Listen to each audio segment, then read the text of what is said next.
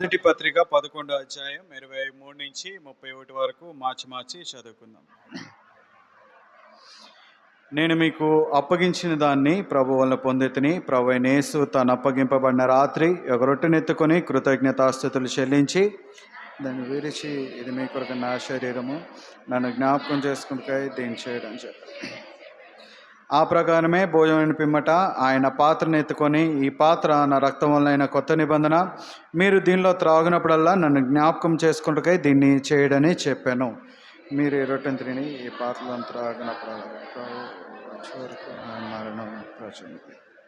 కాబట్టి ఎవడు అయోగ్యముగా ప్రభు యొక్క రొట్టెను తినునో లేక ఆయన పాత్రలోంది త్రాగునో వాడు ప్రభు యొక్క శరీరమును గూర్చి రక్తమును గూర్చి అపరాధి అగును. కాబట్టి ప్రతి మనుషుడు తను పరీక్షించుకోవాలని అలా చేసి ఆలోచించింది. ప్రభు శరీరమని వివేచింపక తిని త్రాగువాడు తనకు శిక్షా విధి కలుగుడికై తిని త్రాగుచున్నాడు.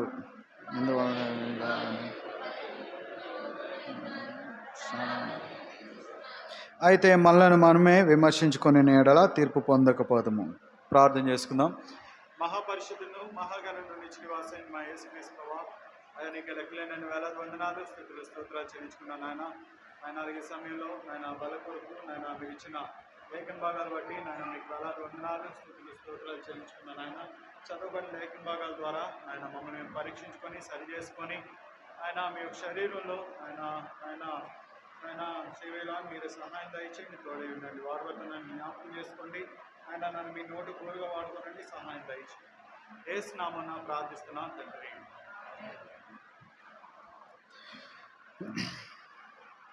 ప్రభు బలలో చేయవేసే ముందుగా మనం పరీక్షించుకోవాలని మనం చూస్తూ ఉన్నాము. అలాగే ఇప్పుడు అపోస్తుల కార్యములు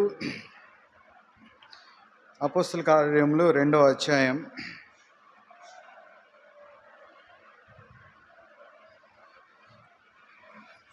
37వ వచనాన్ని అందరం కలిపి చదువుకుందాం. అపోస్తుల కార్యములు 2వ అధ్యాయం 37వ వచనం. వారు ఈ మాట విని హృదయంలో నొచ్చుకొని, సహోదరులారా మేమేమి చేతుమని పేతురును కడమ అపోస్తులను అడగగా. అలాగే అపోస్తుల కార్యములు 9వ అధ్యాయం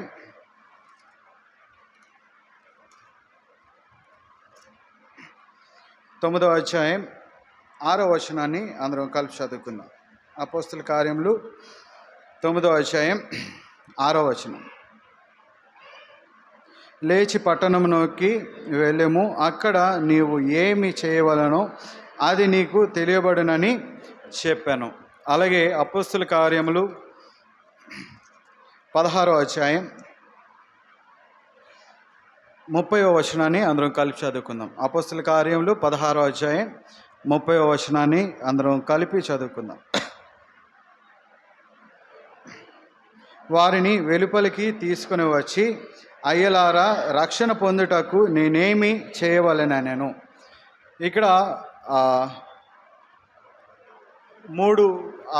మూడు సీన్స్ గురించి మనం చూస్తున్నాం. అంటే ఈ మూడు ఏంటి అని మనం చూసుకున్నట్లయితే ఆ మూడిట్లకి ఒకే డౌట్ ఏంటంటే రక్షణ పొందడానికి మేమేం చేయాలి, రక్షణ పొందడానికి మేమేం చేయాలి అనేది అక్కడ ఈ ముగ్గురికి ఉన్న డౌట్. అయితే ఇక్కడ మనం చూసుకున్నట్లయితే మొట్టమొదటిగా మనం చూస్తూ ఉన్నాము 2:37లో మనం చూస్తున్నాం కదా. వారు ఈ మాట విని హృదయంలో నొచ్చుకొని, సహోదరులారా మేమేమి చేతుమని పేతురును కడమ అపోస్తులను అడగగా. ఇక్కడ పేతురు ప్రసంగిస్తుంటే అక్కడ అనేక మంది వాళ్ళకి ఏంటంటే హృదయాల్లో నొచ్చుకొని ఏం చేశారు, రక్షణ కొరకు మేమేం చేయాలని చెప్పి పేతుర్ని ఇంకా అక్కడ ఉన్న అపోస్తుల్ని వాళ్ళందరినీ అడుగుతూ ఉన్నారు. అదే రెండో సీన్లో మనం చూసుకున్నట్లయితే అపోస్తులైన పౌలు అంటే సౌలుగా ఉన్నప్పుడు దేవుని వెలుగును చూసి నేనేం చేయాలని చెప్పేసి దేవుణ్ణి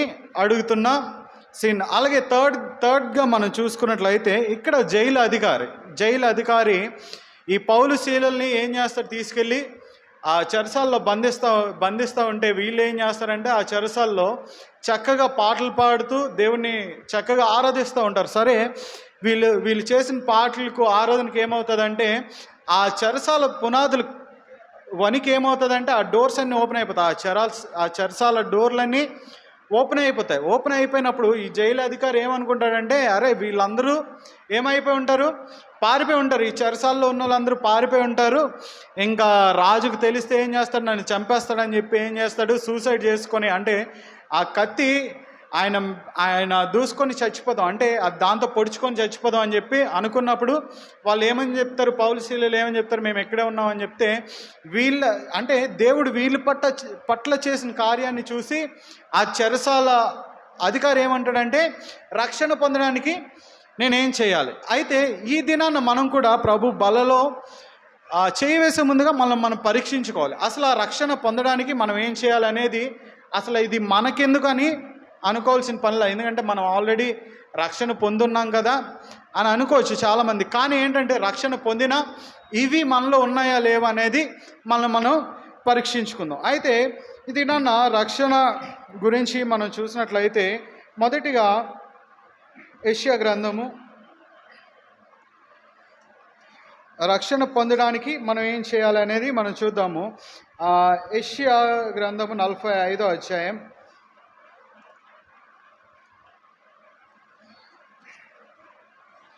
45వ అధ్యాయం 22వ వచనం చదవండి.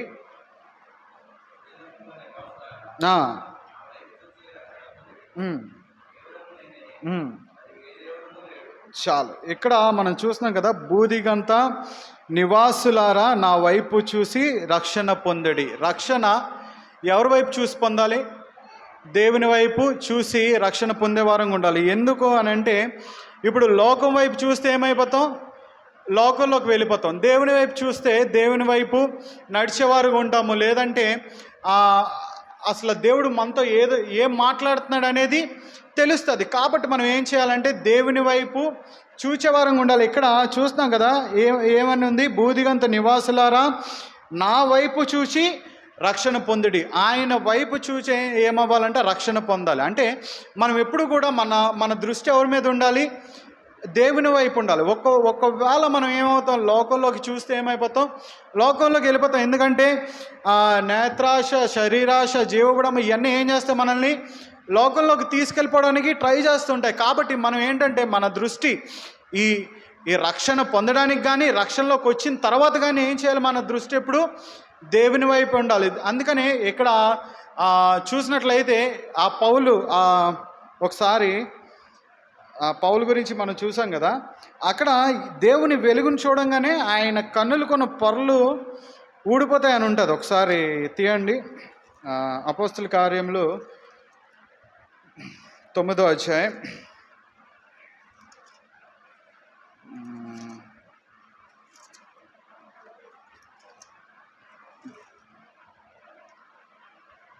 ఇక్కడ ఒక దగ్గర ఆ పొరలు ఊడి పడిపోయాని ఉంటుంది. అయితే ఇక్కడ ఏదైనప్పటికీ మనం చూసుకున్నట్లయితే ఆ పౌలు కూడా అక్కడ 18 చదవండి.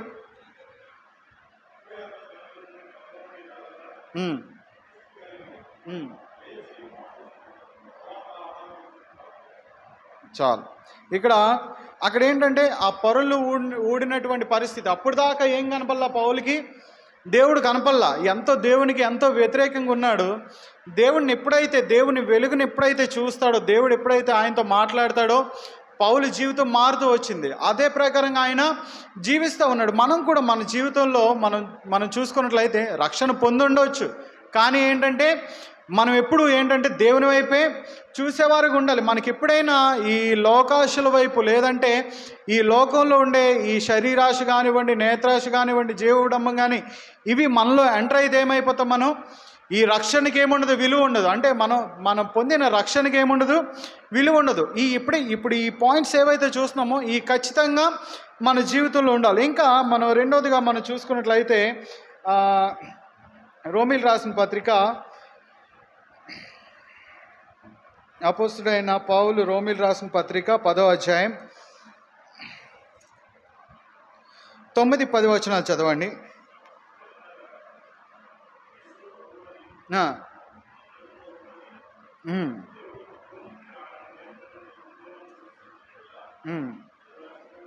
చాలు. ఇక్కడ మనం చూస్తున్నాం కదా, యేసు ప్రభువని నీ నోటితో ఒప్పుకొని దేవుడు మృతుల్లో నుండి ఆయనను లేపనని హృదయమందు విశ్వసించిన యెడల నీవు రక్షింపబడదు. ఇంకా ఏం చేయాలి అని అంటే, నీవే నిజమైన దేవుడు అని ఏం చేయాలి, మనం నోటితో ఒప్పుకోవాలి. అందుకని ఇప్పుడు బాప్టిస్ట్ చేసే ముందు అక్కడ అడుగుతూ ఉంటారు, ఏమని, నీకు ఎవరైనా ఫోర్స్ చేశారా? మనం ప్రతిదీ కన్ఫర్మేషన్ ఎలాగివ్వాలి, మన నోటితో ఇవ్వాలి. అంటే అందరి ముందు మనం ఏం చేయాలి, ఒక విట్నెస్ ఇవ్వాలి. మన నోటితో మనం ఒప్పుకోవాలి, దేవుడు నా కొరకు చనిపోయాడు, నా పాపం కొరకు చనిపోయాడు అని చెప్పి ఏం చేయాలి, మన నోటితో ఒప్పుకునే వారంగా ఉండాలి. ఒకసారి ఎలా ఉండాలి అని మనం చూసుకున్నట్లయితే, నోటితో ఒప్పుకోవడం అంటే, ఒకసారి పేతురు రాసిన మొదటి పత్రిక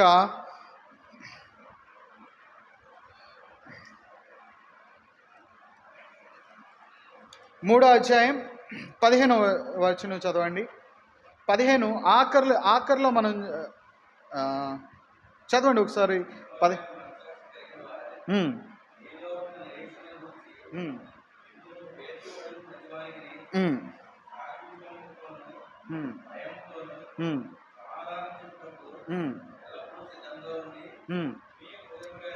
మీ హృదయములందు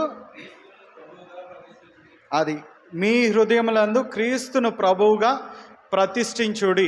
ఇక్కడ ఆయన నా పాపల కొరకు చనిపోయాడని మన నోటితో ఒప్పుకోవాలని చూస్తున్నాము. అలా ఒప్పుకోవాలంటే ఏం చేయాలి, మనం దేవుణ్ణి మన హృదయంలో ప్రతిష్ఠ చేసేయాలి. అంటే ప్రతిష్ఠ అంటే, ఫర్ ఎగ్జాంపుల్ చూసుకున్నట్లయితే మందిర ప్రతిష్ఠ, లేదంటే విగ్రహ ప్రతిష్ఠ. ఒకసారి ప్రతిష్ఠ జరిగిందంటే దాన్ని తీసేయడానికి కానీ లేదా మూచేయడానికి కానీ ఉండదు. ఒకవేళ ఒక విగ్రహాన్ని ప్రతిష్ఠించారు, దాన్ని ఎవడైనా ఏదైనా పాడు చేయాలని చూసినా, ఏదైనా చేసినా అది ఎంత చాలా తగువులు అవుతుంటాయి. అవి ఏంటంటే కొన్ని చాలా పెద్ద పెద్ద కేసులు అవుతుంటాయి. అంటే అలా మన హృదయంలో ఏం చేయాలి, దేవుణ్ణి మనం ప్రతిష్ఠ చేసుకోవాలంటే, ఆయనే దేవుడని, ఆయనే నన్ను రక్షించేవాడు, నా రక్షకుడని, లేదంటే ఆయనే దేవుడని ఏం చేయాలి, మన నోటితో మనం ఒప్పుకునే వారంగా ఉండాలి. ఇంకా మనం చూసుకున్నట్లయితే 3వదిగా అపోస్తుల కార్యములు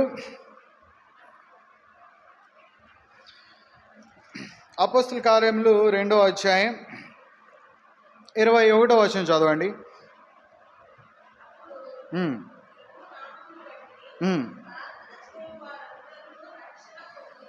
చాలు. ఇక్కడ మనం చూస్తున్నాం కదా, అప్పుడు ప్రభు నామమును బట్టి ప్రార్థన చేయవారు అందరూ రక్షణ పొందుదురు. ఇక్కడ రక్షణ పొందాలంటే ప్రార్థన చేయాలి.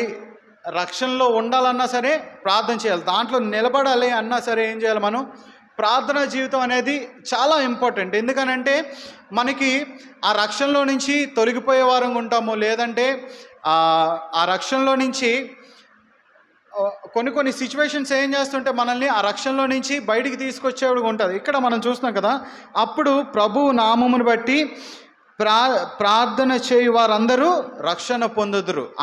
ఆయన నామమును బట్టి మనం ప్రార్థన చేస్తూ ఉంటే రక్షణ పొందే వారంగా ఉంటాము, రక్షణలో నుంచి బయటకు వచ్చే వారంగా కూడా ఉండం. అంటే మనకి ఏదైనా శోధన వచ్చింది, ప్రభు నేను ఈ విషయంలో డైవర్ట్ అయిపోతున్నాను, లేదంటే నాకు ఇది టెంప్ట్ చేస్తుంది అంటే లోకంలోకి వెళ్ళిపోవడానికి. అంటే ప్రతి ఒక్కరికి ఏముంటాయి, ఇవన్నీ ఉంటాయి. మనకి లోకంలో కొన్ని ఇష్టాలు ఉంటాయి, ఆయన టెంప్ట్ చేస్తున్నాయని చెప్పి మనం ఏం చేయవచ్చు, దేవునికి ప్రార్థన చేయవచ్చు. దేవుడు ఏం చేస్తాడు, అప్పుడు మనకి వాటన్నిటి నుంచి తప్పించడానికి ఒక మార్గాన్ని చూపిస్తూ ఉంటాడు. మనం ఏం చేయాలి, 3వదిగా ఏం చేయాలంటే, మన రక్షణ కొరకు మనం ప్రార్థన చేసేవారు ఉండాలి. రక్షణలో నిలబడడం కోసం మనం ప్రార్థన చేసేవారు ఉండాలి. ఇంకా 4వదిగా చూసుకున్నట్లయితే అపోస్తుల కార్యములు 16వ అధ్యాయం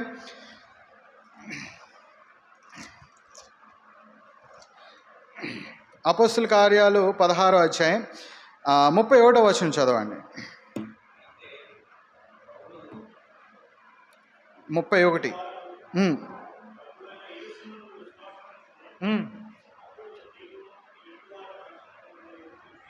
చాలు. ఇక్కడ ఇంకేముండాలి, ఇక్కడ విశ్వాసం ఉండాలి. ఇక్కడ మనం చూస్తున్నాం కదా, అంటే ఈ చెరసాల యజమానుడు ఈ చెరసాల అధికారి ఏమని అడుగుతాడు, నేను రక్షణ పొందాలంటే ఏం చేయాలని అడుగుతాడు. ఇక్కడ చూసుకున్నట్లయితే అక్కడికి ఆయనకు వచ్చిన సమాధానం ఏంటి, అందుకు వారు ప్రభువైన యేసునందు విశ్వాసముంచుము, అప్పుడు నీవును నీ ఇంటి వారును రక్షణ పొందుదురని చెప్పి ఆయన ఆయన ఏం చేస్తాడంటే, దేవుని యందు విశ్వాసం ఉంచితే ఏమవుతాడు, నువ్వు రక్షణ పొందుతావు, నీ కుటుంబం కూడా రక్షణ పొందేదిగా ఉంటుంది. అంటే మనకి దేవుని యందు విశ్వాసం అనేది ఖచ్చితంగా ఉండాలి. అంటే దేవుడు ఈ కార్యం చేస్తాడు, దేవుడు నా పట్ల ఈ కార్యం చేస్తాడు, లేదంటే నా కుటుంబం పట్ల ఈ కార్యం చేస్తాడు, నా పిల్లలకు రక్షణ లేదా, లేదంటే నా హస్బెండ్ రక్షణ లేదా, నా వైఫ్కి రక్షణ లేదా అనేది మనం దేవుని దగ్గర పెడితే, అంటే దేవుని యందు విశ్వాసం ఉంచితే చాలా ఏం చేస్తాడు, ఆయన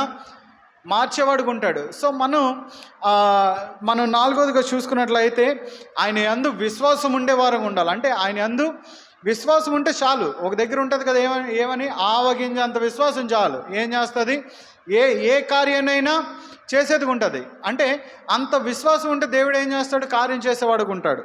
సో మన రక్షణ కొరకు మనం ఏం చేయాలి, దేవునిలో ఎంతో విశ్వాసం ఉండాలి. ఇంకా మనం చూసుకున్నట్లయితే అపోస్తుల కార్యములు 2వ అధ్యాయం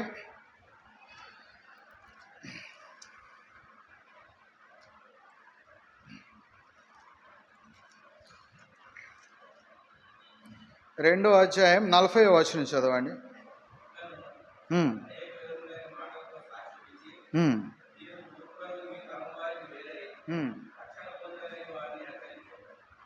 చాలు.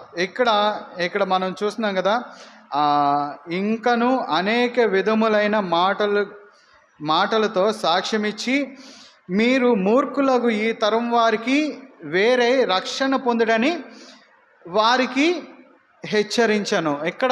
ఇక్కడ చూసుకున్నట్లయితే ఏంటంటే, మూర్ఖులకు ఈ తరం వారికి ఏమంటున్నాడు, వేరుగా ఉండి రక్షణ పొందమని చెప్పాను అంటున్నాడు. అంటే ఈ మూర్ఖులాగా ఈ తరం వాళ్ళు కొంతమంది ఏం చేస్తారు, అడ్డంగా వాదిస్తూ ఉంటారు కదా, అంటే దేవుడు లేడని వాదిస్తారు, కొంతమంది నిజమైన దేవుడా అని వాదిస్తారు.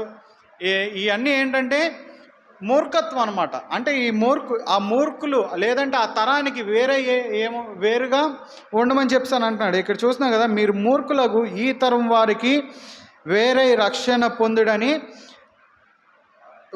వారిని హెచ్చరించాను. ఈ తరానికి వేరుగా ఉండేవారంగా మనం ఉండాలంటే మనం ఒక స్పెషల్గా ఉండాలి దేవుని విషయంలో. ఏంటంటే లోకంతో కలిసిపోకుండా, లేదంటే ఈ మూర్ఖుల వారికి కలిసిపోకుండా మనం ఏంటంటే ఈ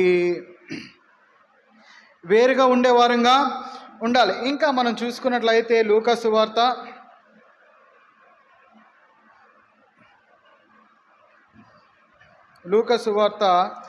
8వ అధ్యాయం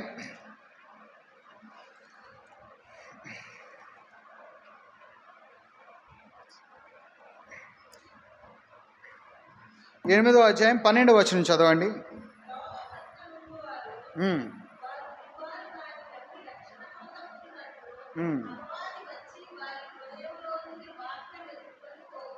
చాలు. ఇక్కడ మనం చూస్తున్నాం కదా,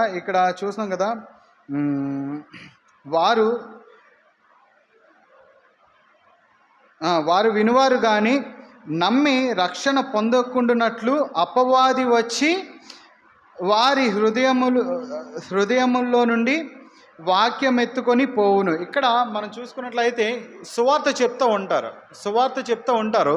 అపవాది ఏం చేస్తూ ఉంటుంది అంటే, అక్కడ ఆ వాక్యము వాళ్ళకి పడితే, అంటే వాళ్ళకి కరెక్ట్గా సెట్ అయితే ఏమవుతుందంట, వాళ్ళు రక్షణ పొందుతారు. అందుకని ఏమవుతుందంటే ఈ సాతాను ఏం చేస్తుంది, అపవాది ఏం చేస్తుంది, ఆ వాక్యాన్ని తీసుకెళ్ళిపోయేదిగా ఉంటుంది. అంటే సువార్తని మనం ఏం చేయాలి, యాక్సెప్ట్ చేసేవారు ఉండాలి. అంటే దేవుడు మనతో ఏం మాట్లాడుతున్నాడు అంటే ప్రతి ఒక్కరిని, అంటే రక్షింపబడిన వారు కానివ్వండి, ఇప్పుడు ప్రజెంట్ ఉన్న వాళ్ళు కానీ, వాళ్ళు దేని ద్వారా పట్టబడతారు, దేవుని వాక్యం ద్వారానే పట్టబడుతుంటారు. అంటే సువార్త ద్వారానే పట్టబడుతుంటారు. కాబట్టి మనం కూడా ఏం చేయాలి, ఆ సువార్తని యాక్సెప్ట్ చేసేవారు ఉండాలి. దేవుడు మనతో ఏం మాట్లాడుతున్నాడు, దేవుని వాక్యం మనతో ఏం మాట్లాడుతుంది అనేది మనం దాని మీద కూడా ఆసక్తి పెడితే ఏమవుతుంది, మనం ఈ రక్షణలో నుంచి తప్పిపోకుండా కాపాడుతుంది. ఒకవేళ మనకు రక్షణ లేకపోతే ఏం చేస్తుంది, రక్షణలోకి తీసుకొస్తుంది. కాబట్టి మనం దేవుని వాక్యాన్ని పర్టికులర్గా ధ్యానించేవారు ఉండాలి. ఒకసారి రోమిల్ రాసిన పత్రిక 1వ అధ్యాయం 16వ వచనం చదవండి. ఉమ్, ఉమ్, ఉమ్, ఉమ్, ఉమ్. ఆ, చాలు. ఇక్కడ మనం చూస్తున్నాం కదా, మొదట యూదునికి, దాని తర్వాత గ్రీసు దేశస్థునికి కూడా రక్షణ కలుగజేయుటకు అది దేవుని శక్తి అయి ఉన్నది. అంటే ఈ సువార్త ఎలా ఉందంట, యూదులకి అంటే ప్రయారిటీ ఏంటంటే యూదులకు ఉంది, దాంతోపాటు ఈ గ్రీసు దేశస్థులకి, ఇంకా మనకు కూడా ఏమవుతుంది అది ఆ ఆ సువార్తను యాక్సెప్ట్ చేయడానికి దేవునికి ఇష్టంగా ఉన్నట్టుగా మనం చూస్తున్నాం. కాబట్టి మనం ఏంటంటే సువార్తను యాక్సెప్ట్ చేసే వరకు ఉండాలి. దేవుడు మనతో ఏం మాట్లాడుతున్నాడు అనేది దాన్ని మనం అవలంబించే వారంగా ఉండాలి. ఇంకా మనం చూసుకున్నట్లయితే మార్కు సువార్త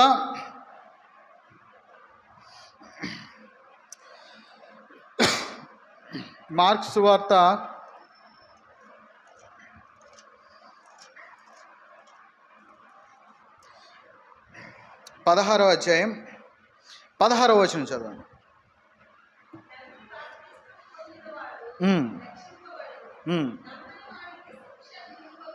చాలు. ఇక్కడ మనం చూస్తాం కదా, నమ్మి బాప్తిస్మం పొందువాడు రక్షింపబడును, నమ్మని వానికి శిక్ష విధింపబడను. ఇక్కడ కూడా రక్షణ ఎలా ఉంది అని అంటే నమ్మాలి. అంటే ఇక్కడ ఇవన్నీ జరిగితే మనకు రక్షణలోకి వచ్చినట్టు. ఈ రక్షణలోకి వచ్చిన తర్వాత ఏంటంటే ఇక్కడ మనం చూసుకున్నట్లయితే నమ్మి బాప్తిస్మము పొందువాడు రక్షింపబడును. నమ్మి బాప్తిస్మం పొందితే రక్షింపబడతారని చూస్తున్నాము. ఇక్కడ నమ్మని వానికి శిక్ష విధింపబడను. ఎవరైతే నమ్మరో ఏమవుతుందంటే వాళ్ళకి శిక్ష విధింపబడాలి. ఇక్కడ మనం చూసుకున్నట్లయితే ఈ 7 పాయింట్స్ మన జీవితంలో ఉన్నాయా లేదా అనేది మనం ఈ దినాన్న ప్రభు బల్లలో చేయవేసే ముందుగా మళ్ళీ మనం పరీక్షించుకోవాలి. ఎందుకనంటే ఇది ఆ రక్షణ కొరకనే కాదు, రక్షణ నిలబడడం కొరకు కూడా. అంటే మనం రక్షణ పొందుండొచ్చు, కానీ ఏంటంటే ఎక్కడో దగ్గర మనం ఏమైపోతుంటాం, ఒక్కోసారి తప్పిపోతుంటాం. లేదంటే అంటే తెలిసి కానివ్వండి, తెలియక కానివ్వండి, ఏమైపోతుంటాం, మనకి ఈ తెలిసినప్పటికీ ఏమవుతాం అంటే తప్పిపోతుంటాం. కాబట్టి ఈ దినాన్న ఈ వాక్యాలు ఏంటంటే మనం సరి చేసుకోవడానికి కావాలి. 7 పాయింట్స్ చూసాం. ఏమేమి చూసాం మనం? దేవుని వైపు చూడాలి, ఇంకా దేవుని నోటితో ఒప్పుకోవాలి, అలాగే ప్రతిష్ఠించుకోవాలి. అంటే ప్రతిష్ఠ చేసుకున్నాం అంటే ఇంకా నోటితో ఇంకా ఖచ్చితంగా దేవుడే నన్ను రక్షించడని మనం ఒప్పుకునే వారంగా ఉంటాం. ఇంకా ప్రార్థన చేయాలి, విశ్వాసంగా ఉండాలి, ఈ తరం వారికి వేరుగా ఉండాలి, ఇంకా సువార్తను అంగీకరించాలి, నమ్మి బాప్తిస్మం పొందాలి. కాబట్టి మనం ఈ దినాన్న బలలో చేయవేసే ముందుగా ఈ 7 పాయింట్స్ మనలో ఇంకా చూసుకున్నట్లయితే చాలా ఉన్నాయి, కానీ ఈ 7 పాయింట్స్ ఏంటంటే చాలా పర్టికులర్. అంటే ఈ రక్షణ కొరకు లేదంటే మనం ఇప్పటి వరకు ఉన్న రక్షణలో నిలబడడం కొరకు ఇది చాలా ఇంపార్టెంట్గా చూస్తూ ఉంటాం. ఎందుకంటే ఈ పౌలు గారు మాట్లాడేటప్పుడు ఎక్కువ దీని గురించే, మీరు రక్షణలో నిలబడాలంటే ఈ ఫాలో అవ్వాలని చెప్పి ఖచ్చితంగా చెప్తూ ఉంటారు. సో కాబట్టి ఈ దినాన మనం ప్రభు బలలో చేయవేసే ముందుగా ఒకసారి మనం పరీక్షించుకుందాం. ఈ 7 పాయింట్స్ మనలో ఉన్నాయా లేవా? ఒకవేళ లేకపోతే ఇక మీదటి నుంచి అయినా సరే నేను ఇవన్నీ ఫాలో అవుతాను, అంటే ఇవన్నీ ఆచరణలో పెడతాను, అవలంబిస్తానని మనం ఏం చేయాలి? ఈ దినాన్న బలలో చేయవేసే ముందుగా మనం ఒకసారి ప్రామిస్ చేసుకొని ప్రభు బలలో చేయవేద్దాం. దేవుడి వాక్యం దీవించును గాక.